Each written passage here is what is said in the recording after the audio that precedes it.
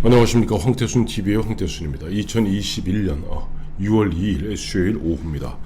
오늘 송영길 민주당 대표가 조국 사태에 대해서 두 번째로 대국민 사과를 했다라고 각종 매체를 통해서 보도가 되길래 한번 송영길 대표의 오늘 대국민 기자회견문 전문을 읽어봤습니다.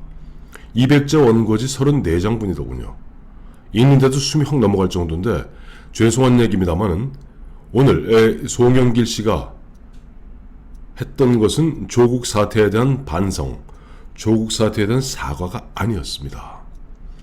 참 기자분들도 너무 안이하게 중간에 저쪽 대변인실에서 이렇게 저렇게 한두 마디 키워드 주는 거기에 현혹됐던 것 같습니다.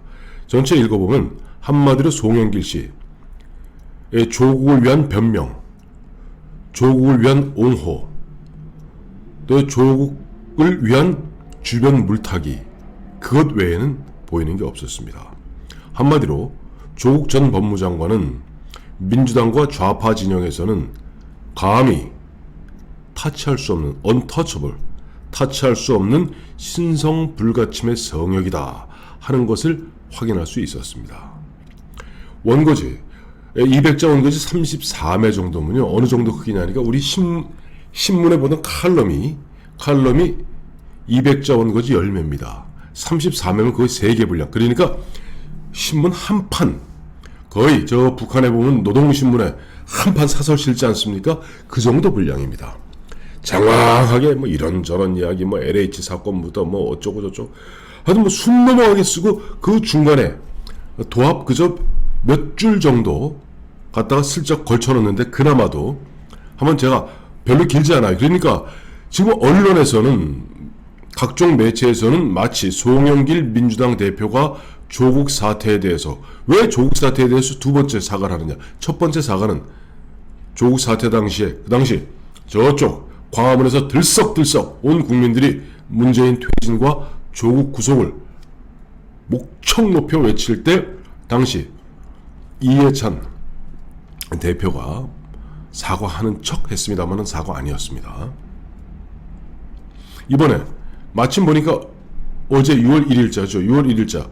6월 1일이 뭐였냐 하니까 민주당 입장에서는 4.7 보궐선거 끝나고 나서 이른바 민심경청 대프로젝트, 그래서 전국의 253개 지구당에 각종 여러 가지 형태로 의견을 수렴하고 거기에 대한 결과를 발표하는 날이 어제였습니다. 근데 어제 조국 씨의 바로 조국의 시간이라는 그와 같은 회고록이 나왔죠. 그러다 보니까 하루 미뤄서 오늘 발표한 건데 참 기도 안 차더라고 읽어보니까. 그 원고지 200자 원고지 34매 분량 중에서 지금 조국과 관련된 부분 이렇습니다. 별로 길지 않은지 한번 들어보세요. 국민 여러분, 당원 동지 여러분, 부동산, 백신 등 민생 문제 이외에도 많이 주신 의견이 내로남불과 언행 불일치의 문제였습니다. 오거돈, 박원순 전 시장 성추행 논란에 이어 조국 장관 자녀 입시 관련 정부 고위 관계자의 전세 보증금 인상 논란, 민주당 여러 의원들의 부동산 논란, 그리고 LH 직원들의 도덕적 해이와 이를 처리하는 우리 민주당 모습에 많은 국민들에게 실망을 끼친 바 있습니다. 이에 대해 우리 민주당은 철저히 반성하고 앞으로 본인 및 직계가족의 입시비리, 취업비리, 부동산 투기, 성추행 연루자는 즉각 출당 조치하고 무혐의 확정 이전까지 복당 금지 등 엄격한 윤리 기준을 적용하겠습니다. 조국 전 장관과 관련해 법률적 문제는 재판이 진행 중인 상황으로 결과를 지켜봐야 할 것입니다. 조국 전 장관 가족에 대한 검찰 수사의 기준은 윤석열 전 검찰총장의 가족 비리와 검찰 가족의 비리에 대해서도 동일하게 적용되어야 할 것입니다. 전형적인 물타기죠. 참. 조국 전 장관의 책은 일부 언론이 검찰의 주장을 일방적으로 받아쓰기 하여 융단 폭격을 해온 것에 대한 반론 요지서로 이해하고 있습니다. 제가 어제도 말씀드렸지만은 엽기수석, 유인태 엽기수석이 가장 그쪽에서 그래도 바른말 하기로 유명한 유인태 엽기수석조차도 조국이 그와 같은 회고록을 내지 않으면 조국과 조국 일가들이 우울증 걸릴까봐 라고 조국을 옹호하고 있습니다. 오늘 명색이 민주당의 대표라는 자가 한다는 이야기가 조국 전 장관 관련해서 법률적 문제는 지금 재판이 진행 중이니까 뭐 더 이상 얘기하지 마라. 그리고 갑작스럽게 뜬금없이 조국 전 장관에 대한 검찰 수사의 기준은 윤석열 가족 또 검찰 가족에도 이게 뭔 헛소리입니까? 우리 애청자 여러분 이해가 가십니까? 이게 언필칭 조국 사태에 대한 민주당의 사과입니까? 애청자 여러분 그렇게 느끼십니까? 이건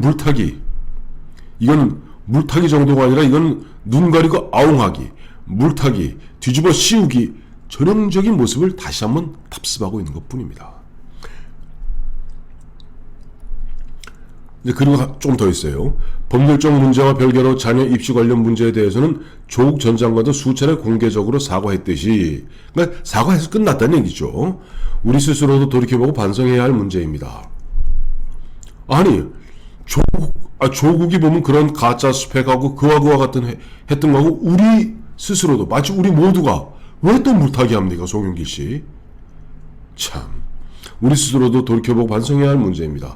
민주화 운동에 헌신하면서 공정과 정의를 누구보다 크게 외치고 남을 단죄했던 우리들이 과연 자기 문제와 자녀들의 문제에 그런 원칙이 지켜져 왔는지 통렬하게 반성해야 한다고 생각합니다. 좋은 대학 나와 좋은 지위 인맥으로 서로 인턴 시켜주고 품앗이 하듯 스펙 쌓아주기 해주는 것은 딱히 법률에 저촉되지 않는다 하더라도 이게 송영길 씨 변호사죠. 이와 같이 보면 서로 인턴 시켜주고 품앗이 하고 했던 것 때문에 최강욱 열린민주당 대표가 1심에서 유죄당한 겁니다. 이게 무슨 헛소리를 하시는 겁니까? 법률가란 분이. 그런 시스템에 접근조차 할 수 없는 수많은 청년들에게 좌절과 실망을 주는 일이었습니다. 이게 조국 사태에 대한 송영길 민주당 대표의 사과, 반성이 전부입니다. 그리고 나머지는 뭐 황당하게 무슨 뭐 백신 얘기 나왔다, 무슨 얘기 나왔다, LH 부동산 그다음 또 뒤에 가서는 검찰개혁, 언론개혁. 역시 우리나라 속담 틀린 거 없습니다. 개꼬리 3년 두어도 황모되지 않습니다. 이들은 이미 머리가 굳을 대로 굳고 자기 자신들에 대해서 조국 사태 때문에 전 국민이 그렇게 분노했는데 여기에 대해서 조국하고 검찰 거기다 또 박원순하고도 오고들하고 섞어서 뒤죽박죽 짬뽕을 만들고 무지개떡을 만들어서 조국을 갖다가 지금 옹호하는 건지, 조국의 시간을 낸 회고록을 낸 조국이 그럴 수밖에 없었으니 아유 잘하셨습니다라고 칭송하는 건지 알 길이 없습니다. 자, 애청자 여러분, 이와 같이 변하지 않는 그나마도 송영길 씨가 우원식, 홍영표, 송영길 세 사람이 대표 경선할 때 그래도 그나마도 송영길이 가장 문재인 대통령 친문으로부터 가장 멀리 떨어져 있는 사람이다. 그리고 당 대표 되자마자 당 지도부, 청와대 문재인 대통령하고 오찬하면서도 그래도 나름 쓴소리하는 척이라도 해본 사람이 송영길 씨입니다. 지금 조국 사태, 조국 스스로가 긁어부스럼 낸 거지 누가 긁어부스럼 냈습니까? 누가 조국 보러 회고록 내라고 그랬습니까? 긁어부스럼 내듯이 자기는 아무것도 잘못한 거 없다. 모든 것이 대권의 눈이 어두운 윤석열. 죄송한 얘기입니다만은 조국 수사할 당시에 그때 윤석열 검찰총장 임명된 지 얼마 되지도 않았을 때고 임명된 2달도 채 안 됐을 때입니다. 그때는 세간에 흘러나오는 말대로 윤석열 당시 검찰총장 입장에서는 조국 법무장관 임명이 문재인 대통령과 문재인 정부에다 부담을 줄까봐 누가 그런 표현하지 않았습니까? 조국만 싹 도려내겠다고? 어떻게 보면 문재인 대통령과 문재인 정부에 대한 충정 어린 공직자 검찰총장으로서 역할한 것이 그때 대권 꿈이 있었던 건 전혀 아닙니다.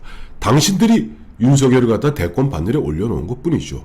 그런데 이제는 그와 같은 앞뒤를 갖다 뒤리 섞어서 윤석열이 대권의 꿈이 있어서 조국을 타겟으로 잡았다는 되지 않는 이야기를 뒤집어 씌우는데 그와 같은 당신들의 변하지 않는 죄송한 표현의 석두, 돌대가리 같은 그 머리를 결국 국민들이 심판으로서, 표로서 심판으로서 깨버리는 것 외에는 달리 방법이 없다는 것이, 오늘 그나마도 문재인 대통령 친문과 가장 거리가 멀리 떨어져 있는 그쪽에서는 송영길 씨의 인식이 이 정도다, 송영길 대표의 인식이 이 정도다 이야기하면 나머지 170여 명 국회의원들 그건 더 이상 물어볼 필요도 없습니다. 이와 같은 풍토, 이와 같은 분위기니까 이른바 대깨문이라는 자들이 득세하고 고함을 지르고 그러고 있는 것이겠죠. 그래서 다만 원체 장문에 원고지 34매 분량에 200자 원고지 34매 분량에 그 장문에 그 전문을 갖다가 정말 웬만한 인내심 갖고 다 읽어보기 힘든 기자들은 그저 아주 그냥 습관적으로 너무나 습관적으로 되게 저도 뭐 옛날 중앙당에서 보면 비서실 차장해봐서 합니다만 미리 이게 언지를 줍니다. 기자들한테. 아, 이번에 핵심은 뭐야? 야만은 이거야. 야, 오늘 송 대표님이 저 조국 사태에 대해서 사과한대. 그러면 이미 기자들 머릿속에는 송영길 대표 조국 사태에 대해 사과한다. 그리고 전문을 안 본 겁니다.